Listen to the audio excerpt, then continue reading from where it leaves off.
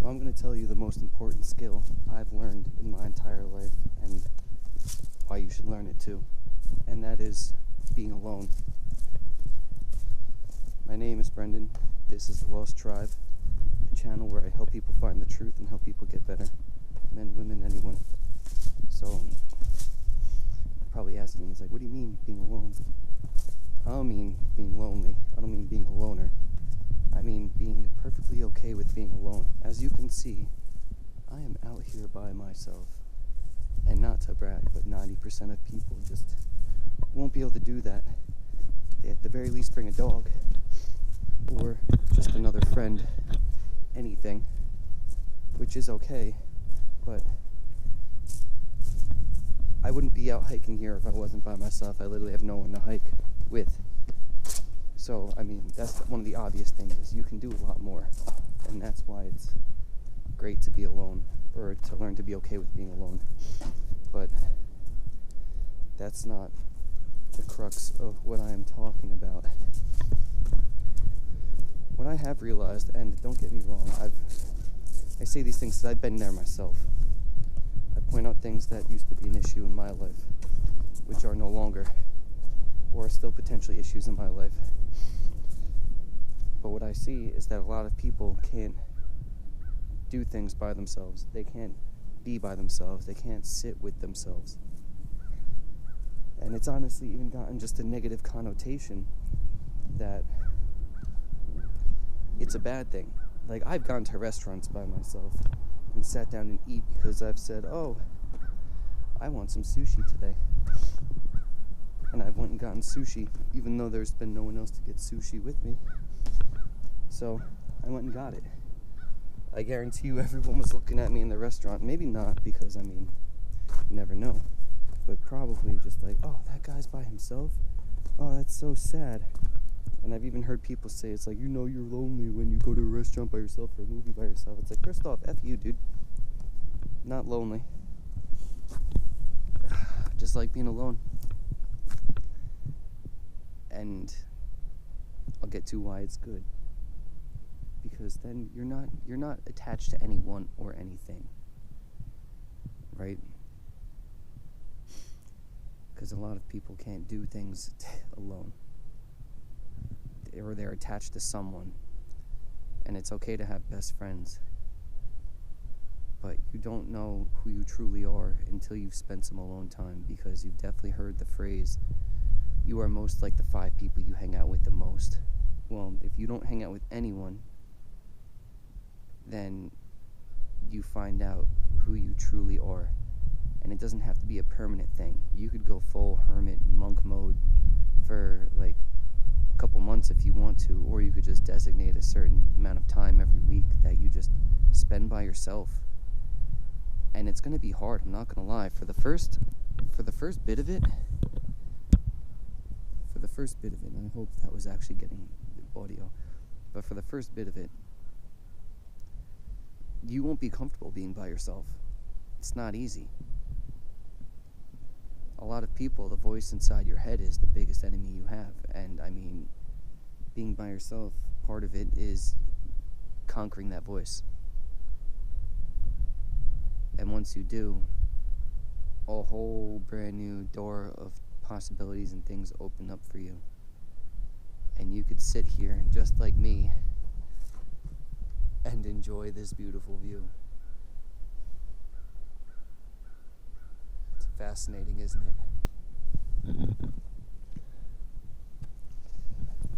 it? Alright, ladies and gentlemen, this is where I have to tell you that if you enjoy this content, please smash that like button, hit the subscribe button with the bell notification to get the algorithm to hand deliver content like this to you if you like it. And feel free to leave a comment. And on that note, back to your feature presentation. So back to the point.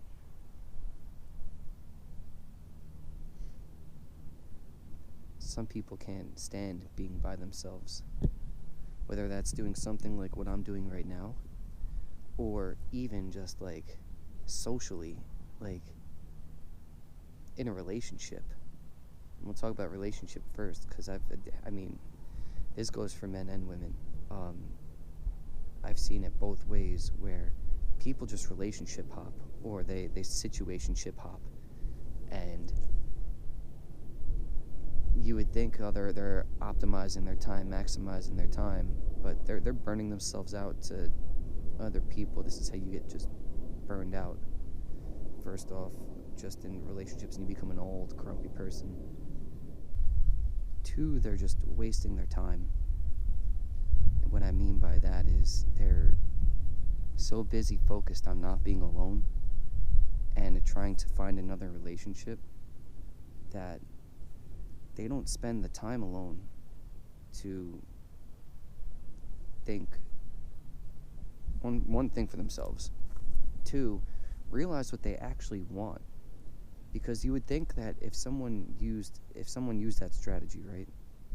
It works if you know what you want. Because you're trying to find something and you know what you're looking for. But I feel like in a lot of those situations, the reason why the situationship just keeps on going is because you either give yourself away too early, or you always fall for the same people that are just toxic, and there's a couple other reasons. But it's mainly like if you found out who you were and what you wanted, you wouldn't be hopping from relationship to relationship. You would just be staying single and looking for the one that's right. So that's one thing. But two, yeah, people just don't, I mean, I don't get it, but at least not anymore. It is a fear thing. I don't get not being able to be alone. I've been single for a long time, and it's not, in the beginning it wasn't for lack of trying. Now it's literally just because I know what I'm looking for, and where I'm at, I haven't really found it. But once I do, you hop on it. And the second part of that original thread that I was talking about is people can't be alone socially. And I've definitely suffered from this. Is you go out and you can't go to a place where you don't know anyone, and you just feel like you don't fit in. You just shrink down because it's like, oh, who am I going to talk to? Where am I going to go? I don't know anyone here. And that goes into social skills. So like, it takes a while to build up stuff like that, where you can actually go up to a group of randos or do something else, just go in and be able to talk to random people. That's another good asset to have. But when you spend more time alone, you are a lot more sure of yourself, and especially when you spend time alone in social situations, you start to learn to be able to fly solo and go into places, and you carry yourself different.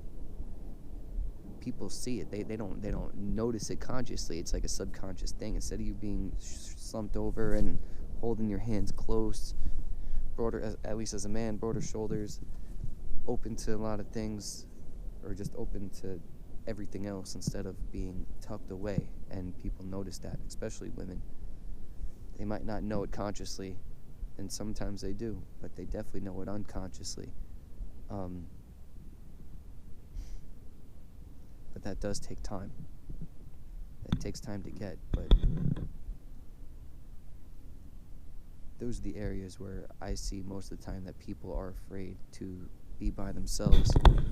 And even just like out in the woods, like just to talk about that one, like as a final note, just going exploring, because realistically there was a point in time in my life that I couldn't do this. And when I did, I always had that someone's watching me feeling, because I was nervous, I was afraid. And now I can go deep into the woods and not even be too worried. And of course I get worried, and sometimes you get that sixth sense where you're just like, oh, something's watching me, and the whole forest goes quiet. At least in the summer. Like right now, the whole forest is quiet except for the random woodpecker that you're gonna hear. But you get that sixth sense. But I guess to wrap it all up, my best advice to you is to learn to be by yourself. Learn to try new things by yourself. It's not a bad thing. It's not a negative thing. Being able to spend time by yourself. It sucks to be lonely. It's not good to be a loner. if you're a loner, then, I mean, you've mastered the art of being by yourself, but you should get some friends, socialize, because it's like, it's bad in its own way, in and of itself. And I can be accused of being a loner right now. It's not entirely true. I like to spend a lot of time alone, but if I go out to the bar, or when I'm working, or anything else, I can have full-blown conversations like an extrovert.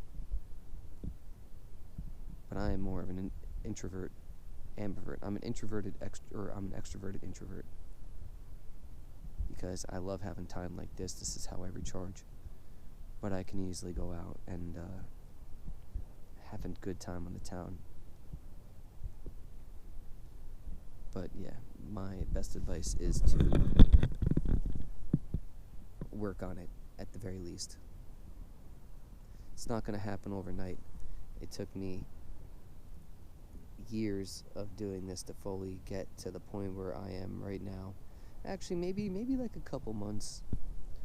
Because when I wrote my book, I spent a lot of time alone. And then it got to a point where I wasn't so afraid to be alone anymore. But it also stemmed from I quit my job, and I had no one else to hang out with, so I had no choice. If I was going to do something, I had to do it alone. Because I wanted to utilize my day and not stay up all night drinking and then wake up and be in a whole crappy schedule. However, that's aside from the point.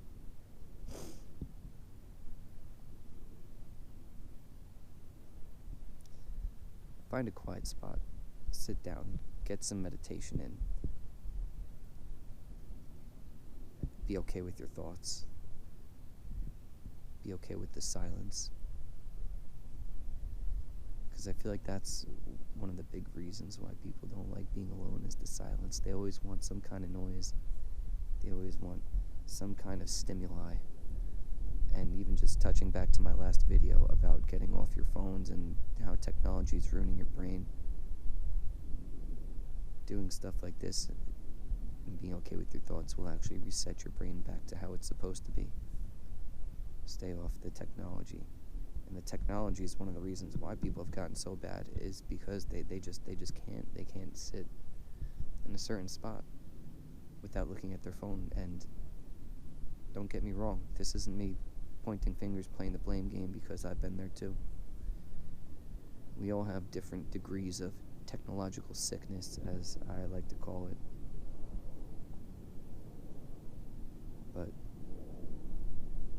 I feel like at this point I'm just going to continue rambling. So once again, my name is Brendan. This is The Lost Tribe, a channel that's meant to help men and women find their way through life and to know the truth. If you enjoyed this content, please smash that like button. If you want more of this content, subscribe, and the YouTube algorithm will hand deliver it to you. Also, you should probably hit the notification bell, because YouTube doesn't like me telling the truth to people half the time. And then feel free to comment, man. A couple people left comments in a couple of my videos, and they'll tell you I got back to them right away. At least in a couple hours. Not really right away, but it was there. But on that note, I'm gonna get a nice meditation in. I'm gonna give you one last look. You know what? I'm gonna do it from this side, because that's an unnatural way for me to bend my wrist. One last look at paradise out there. And have a good day, peeps. Peace out.